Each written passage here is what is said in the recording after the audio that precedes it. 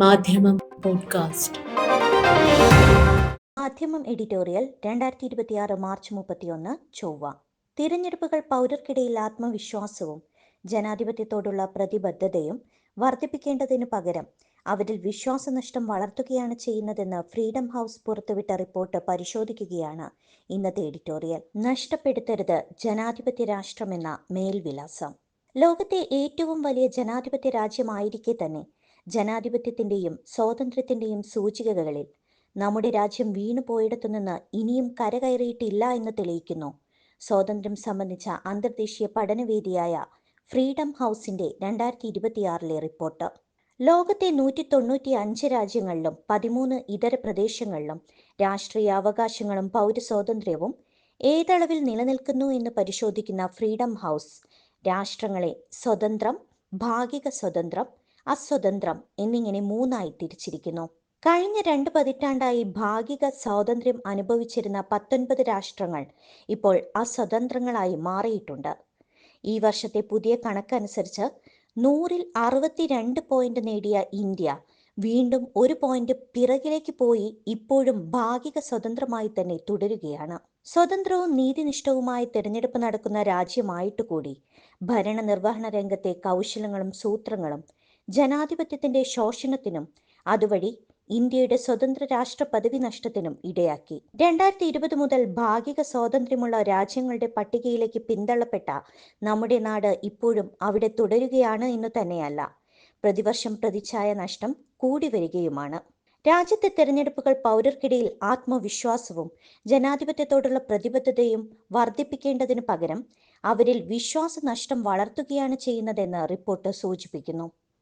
ബീഹാറിൽ കഴിഞ്ഞ വർഷം നടന്ന നിയമസഭാ തെരഞ്ഞെടുപ്പിൽ 243 സീറ്റുകളിൽ 203 നേടി ദേശീയ ജനാധിപത്യ സഖ്യം നേടിയ അഭൂതപൂർവമായ വിജയം പ്രതിപക്ഷ നേതാക്കളിൽ വോട്ടർ പട്ടികയെക്കുറിച്ചും തിരഞ്ഞെടുപ്പ് പ്രക്രിയയെക്കുറിച്ചുമൊക്കെ സംശയങ്ങളും വാദവിവാദങ്ങളും ഉയർത്തി.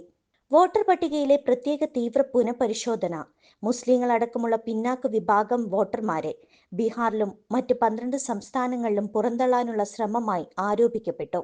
അതിനെ ശരിവെക്കുന്ന വിധത്തിൽ വോട്ടെടുപ്പ് നാളിൽ വ്യാപകമായ രീതിയിൽ വോട്ടർമാർക്ക് സമ്മതിദാനാവകാശം വിനിയോഗിക്കാനാവാതെ തിരിച്ചു പോകേണ്ട അനുഭവങ്ങളുണ്ടായി.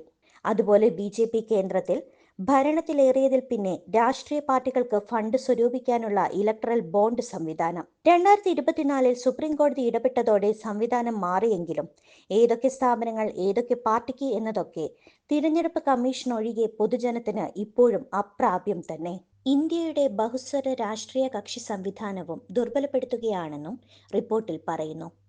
ഭരണകൂടത്തിന്റെ അന്വേഷണ ഏജൻസികളായ എൻഫോഴ്സ്മെന്റ് ഡയറക്ടറേറ്റ്, CBI എന്നിവയെ ഉപയോഗിച്ച് അഴിമതി വിരുദ്ധ വേട്ടയുടെയും മറ്റും പേരിൽ കക്ഷി രാഷ്ട്രീയത്തിൽ ശത്രുനിഗ്രഹം നടത്തിവരികയാണ് കേന്ദ്രത്തിലെ BJP സർക്കാർ എന്നതിന് കണക്കുകളും നിരത്തുന്നുണ്ട്. 2014 മുതൽ 2024 വരെയുള്ള 10 വർഷത്തിനിടയിൽ ED ചോദ്യം ചെയ്ത 121 രാഷ്ട്രീയ നേതാക്കളിൽ 115 പേരും പ്രതിപക്ഷ പാർട്ടികളിൽ നിന്നുള്ളവരാണ്. അതിൽ BJPയിൽ ചേർന്ന 25-ൽ 23 പേർക്കും എതിരായ അന്വേഷണങ്ങൾ നിർവീര്യമാക്കപ്പെട്ടു. ഇതിനും പുറമെയാണ് സ്ത്രീകൾക്കും വംശീയ ന്യൂനപക്ഷങ്ങൾക്കും നേരെയുള്ള ഭരണ രാഷ്ട്രീയ രംഗങ്ങളിലെ പ്രത്യക്ഷ വിവേചനങ്ങൾ. ലോക്സഭയിലെ സ്ത്രീ പ്രാതിനിധ്യം ഇപ്പോഴും 14% തന്നെ കുറഞ്ഞ നിലയിൽ തുടരുന്നു. കഴിഞ്ഞ പൊതു തെരഞ്ഞെടുപ്പിന് ശേഷം പാർലമെന്റിലെ മുസ്ലിം പ്രാതിനിധ്യം 24-ൽ പരിമിതപ്പെട്ടിരിക്കുന്നു. കഴിഞ്ഞ സെൻസസിൽ രാജ്യ ജനസംഖ്യയിൽ 14.2% ഒരു സമുദായത്തിന്റെ പ്രാതിനിധ്യമാണ് ഇത് എന്നോർക്കണം. ഇങ്ങനെ ജനാധിപത്യ സ്ഥാപനങ്ങളും സംവിധാനങ്ങളും കരുതിക്കൂട്ടിയുള്ള മൂല്യശോഷണത്തിന് വിധേയമായിക്കൊണ്ടിരിക്കുന്നു. രാജ്യത്തെ മതസ്വാതന്ത്ര്യവും പത്രസ്വാതന്ത്ര്യവും മൂല്യനിർദ്ധാരണത്തിന്റെ മാനദണ്ഡമായി എടുക്കുന്ന ഫ്രീഡം ഹൗസ് രണ്ടിലും ഇന്ത്യ പിന്തള്ളപ്പെട്ടുകൊണ്ടിരിക്കുന്നത് ചൂണ്ടിക്കാണിക്കുന്നു. രാഷ്ട്രീയ ബിസിനസ് ലോബികളുടെ കൂട്ടുകെട്ടിൽ ആദ്യം ബലികഴിക്കപ്പെടുന്നത് മാധ്യമ സ്വാതന്ത്ര്യമാണ്.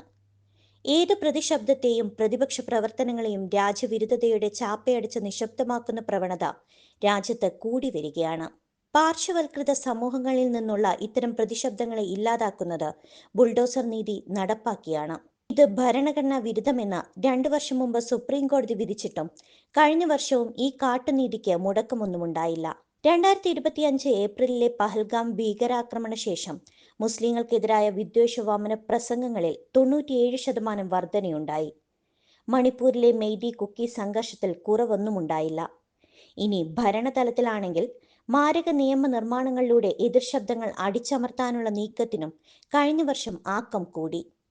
വിചാരണ തടവുകാരുടെ എണ്ണത്തിൽ വർധനയുണ്ടാകുമ്പോഴും അവർക്ക് നീതി ലഭ്യമാക്കുന്നതിൽ സിസ്റ്റം ഇപ്പോഴും തകരാർ തുടരുക തന്നെയാണ്.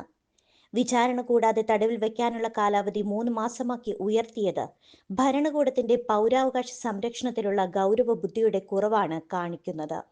ഇങ്ങനെ ഏതു കാര്യത്തിലും ലോകത്തെ വർദ്ധിച്ചു വരുന്ന ഏകാധിപത്യത്തിന്റെ നിഴൽ വ്യാപിപ്പിക്കുന്ന പ്രവർത്തനമാണ് പൗരാവകാശ ലംഘനങ്ങളിലൂടെയും ജനാധിപത്യ ധ്വംസനത്തിലൂടെയും സംഗതിവശാൽ ഇന്ത്യയിലും തുടരുന്നത്.